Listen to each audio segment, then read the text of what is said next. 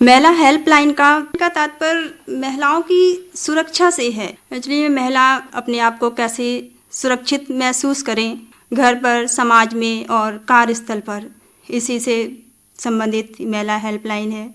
आज जैसा कि महिला जो जगत जननी कहलाती है, विश्व की आधी आबादी का हिस्सा है, जो जीवन के हर क्षेत्र में अपना योगदान देती रही है, आज हर जगह वो अपने आप को असुरक्षित महसूस कर रही है। महिला हेल्पलाइन पर चर्चा करने से पहले मैं कुछ महिलाओं के बारे में, जो उनकी वैदिक काल में जो उनकी स्थिति थी, मध्यकालीन भारत में उनकी स्थिति थी, और आज आधुनिक भारत में जो उनकी स्थिति है, उसके बारे में कुछ चर्चा करना चाहूँगी। वैदिक काल में नारी की स्थिति बहुत ही सम्मानजनक थी। उन्हें परिवार का केंद्र बिंदु माना जाता था। यहाँ तक की धारणा थी कि यत्र नास्तु पूजन्ते रमन्ते तत्र देवता, यत्रे तास्तु न पूजन्ते सर्वास्त्रु फला क्रियान। अर्थात जिस कुल में, जिस समाज में स्त्री का सम्मान होता है, वहाँ देवी कृपा होती है, देवता साक्षात वहाँ वास करते हैं। और जिस कुल में स्त्री का सम्मान नहीं होता, वहाँ पर देव कृपा नहीं होती, वहाँ किए हुए सभी सद्कर्म विफल हो जाते हैं, उनका कोई महत्व नहीं होता। यहाँ तक कि हमारे जो वेद हैं, उपनिषद हैं, इनमें भी कहा गया है सृष्टि की संपूर्ण रिक्तता की पूर्ति एक स्त्री से ही संभव है। मानव जीवन के विकास में नारी की अहम भूमिका रही है। राष्ट्र की स्थिति को, वहाँ की नारियों की स्थिति को देखकर आंका जा सकता है। हमारे प्राचीन काल बहुत ही गौरवमयी समाज माना जाता रहा है। वो गौरवमयी समाज का श्रेय भी वहाँ की उच्च शिक्षित नारियों को जाता है। नारियों की स्थिति क्योंकि वहाँ बहुत ही अच्छी थी।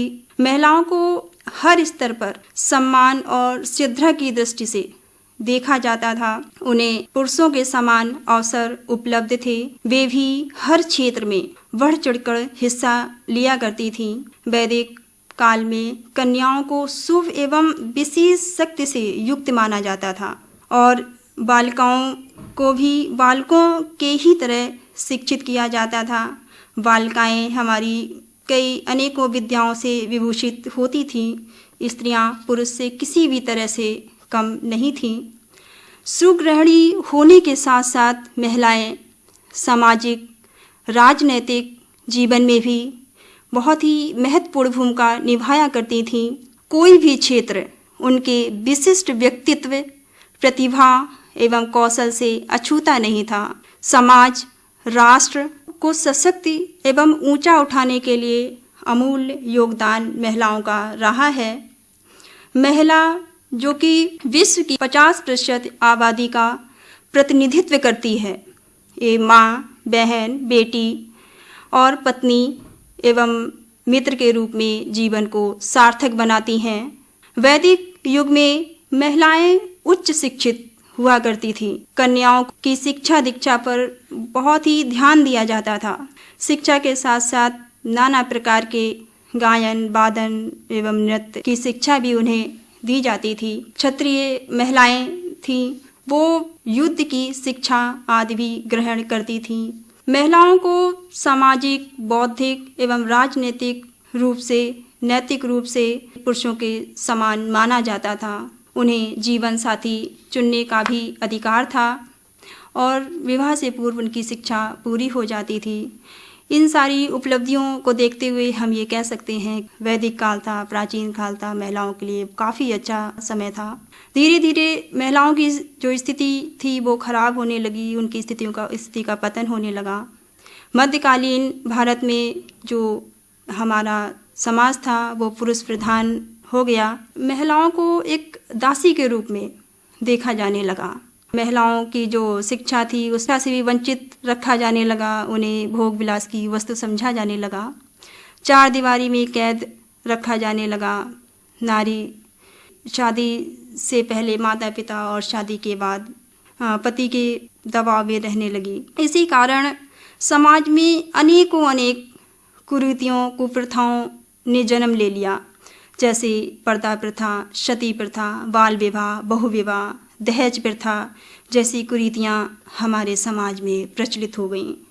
यहाँ तक कि कन्या के जन्म को ही लोग अशुभ मानने लगे।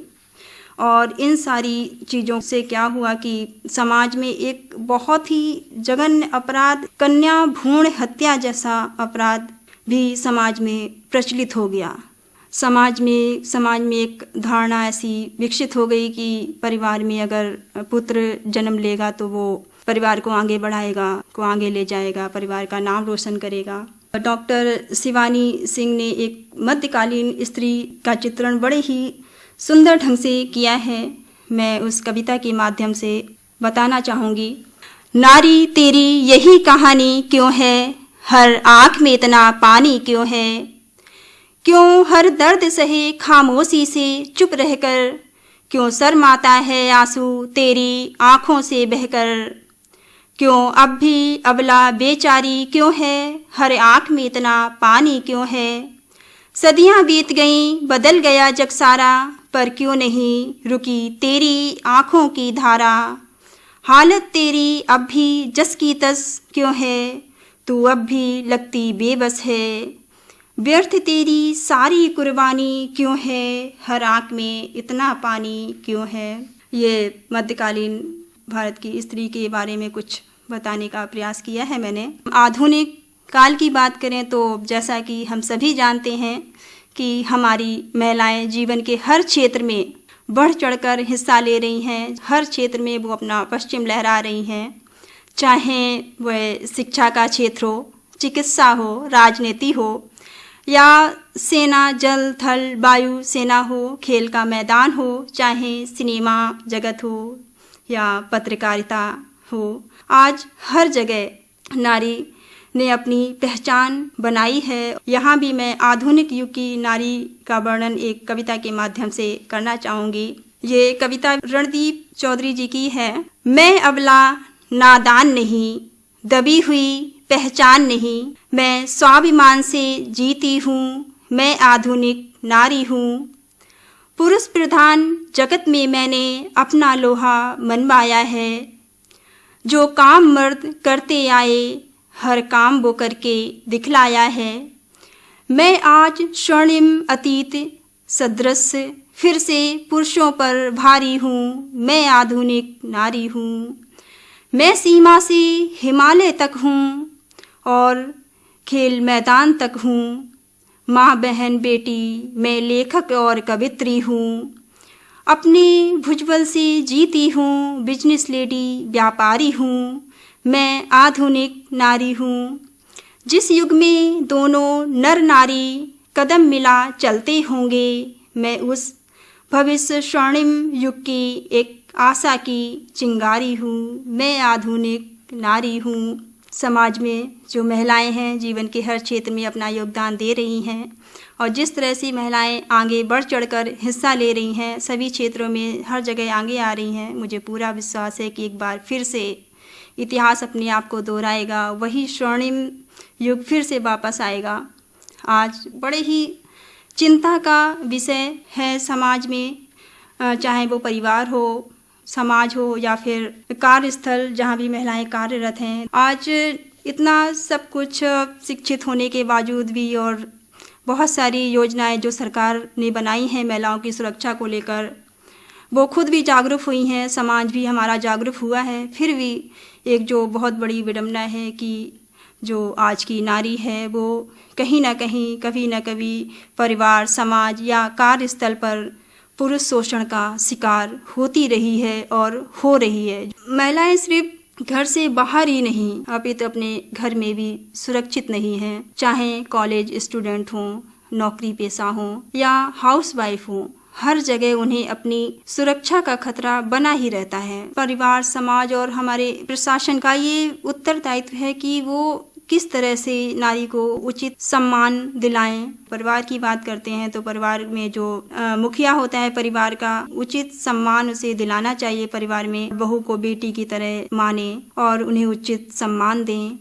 जहाँ भी महिलाएं कार्यरत हैं, चाहे वो सरकारी हो, गैर सरकारी संस्थाएं हों, वहाँ के मालिक हैं, जो भी ऑनर हैं, उन्हें भी ये जिम्मेदारी लेनी चाहिए कि महिलाओं की सुरक्षा की जिम्मेदारी। आज जैसे कि हमारा देश युवा देश है, जहाँ युवाओं से भी मैं कहना चाहूँगी कि उन्हें भी अगर कहीं पर भी उन्हें ऐसा लगता है कि कहीं पर भी किसी महिला के साथ कुछ गलत हो रहा है, अन्याय हो रहा है, तो उन्हें भी आगे बढ़कर आवाज़ उठानी चाहिए और खुद भी कुछ गलत ना करें और ना ही समाज में कुछ गलत होने दें, चाहे वो घर परिवार हो या समाज हो या देश में हर जगह, जैसा कि हमारे युवा जनरेशन का काफ़ी योगदान है।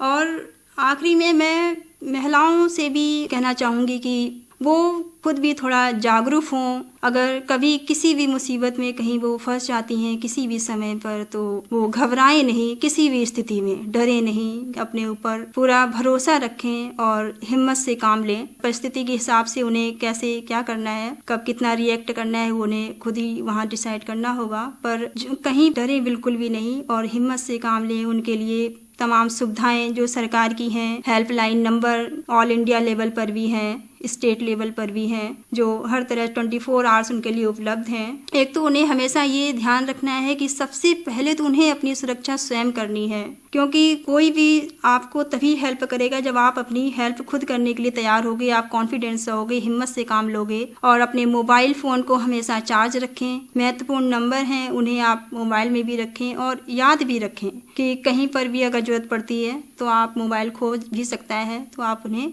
यूज कर सकें। आप अगर फ़ोन करेंगी कभी भी फ़ोन कर सकती हैं, कैसे भी बिना डरे किसी भी मुसीबत में आप कॉल करें, वो आपको सुविधा अवश्य मिलेगी, बहुत जल्दी से जल्दी मिलेगी। जो नंबर हैं, एक तो ऑल इंडिया लेवल पर 1090 है, 1091 है।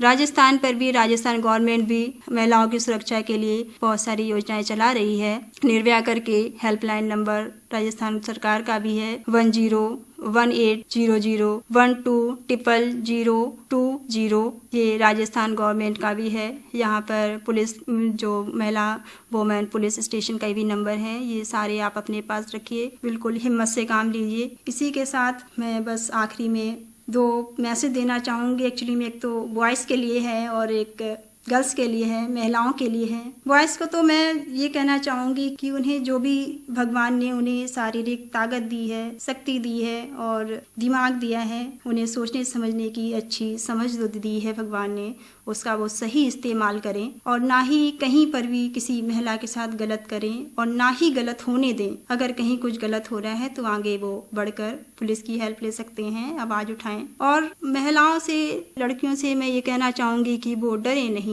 और सहे नहीं। अगर कहीं कोई भी समस्या है तो वो बात करें। इसी के साथ मैं अपनी वाणी को विराम दूंगी। धन्यवाद।